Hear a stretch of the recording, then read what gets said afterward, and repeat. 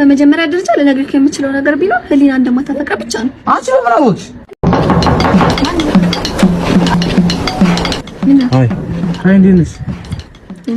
አንቺ ህሊና ከኛ ጋር ጣላች ብለሽ አንቺ ከኛ ጋር መጣት አለብሽ እንዴ?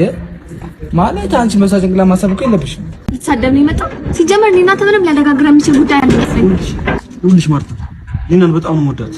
የተዋወቅ ነው በአጋጣሚ ቢሆን እየቆየሁ ሲልክ ነው ወደድኩት። አፍቅረሽ ብታይ ከሆነ በእውነት ሆነሽ አስብ። ይኸውልሽ ስለኔ ልትሰማሽ የምችል አንድ ሴት አንቺ ብቻ ነሽ። እባክሽ በመጀመሪያ ደረጃ ለነገርክ የምችለው ነገር ቢኖር ህሊና እንደማታፈቅር ብቻ ነው። አንቺ ምን አወቅሽ? እንዴት አላውቅም? ጓደኛዬ እኮ ናት። ስሜ ከሰው ጋር መገናኘት ትችላለህ? አትችልም።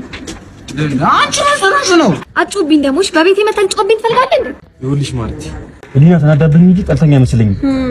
ፍቅር የእውነተኛ መሆኑን ብታውቅ መጨከን አይመስለኝም። ፕሊስ እርጅኝ በእናትሽ። አንተ እኮ ህሊና በጣም እኮ ነው የማትመጣው። ትንሽ ስታስብ ራሱ አይከብድም? አንቺ ምን ሰራሽ ነው የምትናገሪው? እንዴት አልናገር? አንቺ ዝም በይ። ኧረ በእናትህ ደግሞ ሁለታችሁ የምትሰሩት ስራ ማናቅ መስላችሁ ታውቁ። በጣም ነበር የሚያዝናናት። እውነቴን ነው። ደግሞ አንተኛ ህሊና ፍቅረኛ ብትሆን ምን አይነት የፍቅር ጊዜ እንደምታሳለፍ በቅዠት መልክም ቢሆን አይተዋል። ስለዚህ በጣም እድለኛ ነህ። ከአንተ ለምን አትመክረውም? እንዲቆርጥልን ነገር እውነቴን ነው። አስባት። ህሊናን ያን ያክል በድጋት ራሱ እንዳንቺ አላስቀየመችኝ። በጣም አሳፋሪ ሴት ነሽ። አንተ ይሁን እሺ። ይኸውልሽ ለነገሩ ትንሽ ፍቅር እንኳን ቢገባሽ ኖሮ እንደዛ አታውሪም ነበር። እሺ አንተ ይገባሽ። በይ እባክህ።